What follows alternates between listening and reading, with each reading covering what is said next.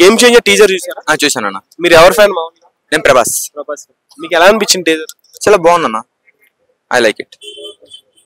అంటే టీజర్ లో మీకు బాగా నచ్చిన షాట్ ఏంటి అన్న? నాకేంటంటే రామ్ చరణ్ సినిమాల్లో అది బాగుంది ఇది బాగుంది అని చెప్పను, అన్ని బాగుంటాయండి.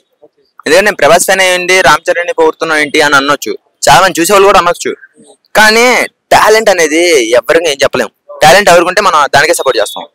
అందువల్ల నేనైతే ప్రభాస్ తో నేను ఎవరిని పోల్చను. ప్రభాస్ గారి రేంజ్ ఎవరికి రాదు కాబట్టి, ఆయన గాడ్ కాబట్టి ఆయన పక్కన పెట్టేద్దాం. ఇంకా గేమ్ గురించి ఆయన టాలెంట్ చాలా బాగుంటది, యాక్టింగ్ కూడా అమేజింగ్. అందువల్ల నేను ఒకటి సీన్ బాగుందని చెప్పను, టీజర్ మొత్తం బాగుంది. డిఫరెంట్ లుక్స్ లో కనిపించారు ఆయన. సో ఇప్పుడు పర్ఫార్మెన్స్ పరంగా రామ్ చరణ్ గారు ఒక్కొక్క సినిమాకి చాలా మంది అంటున్నారు కదా, ఎలా ఇప్పుడు ఆర్ఆర్ తర్వాత ఫ్లాప్ కొట్టిద్దా హిట్ కొట్టిద్దని. కానీ 100% చెప్తున్నా, దీనికి కూడా వాళ్ళు బాక్స్ ఆఫీస్ బద్దలు కొట్టుకోవడమే. సంక్రాంతి విన్నర్ అనుకోవచ్చా? అసలు సంక్రాంతికి అమ్మ మొగుడు అన్న, ఇంకా ఛాన్సే లేదు. ఎప్పుడు గనక గేమ్ చేంజర్ ఇప్పుడు వచ్చి తర్వాత సంక్రాంతి రోజు వచ్చినా ఇప్పుడు కొట్టిన రికార్డు అప్పుడు కూడా అదే కొట్టిద్ది.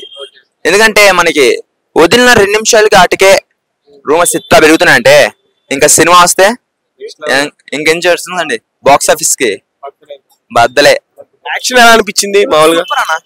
Blocking, mind block, mass character and class character కలిస్తే ఎలా ఉంటదో. ఇన్ని రోజులు మనం రామ్ చరణ్ సార్ ని మాస్ గానే చూసాం, క్లాస్ గా సరిగ్గా చూడలేదే.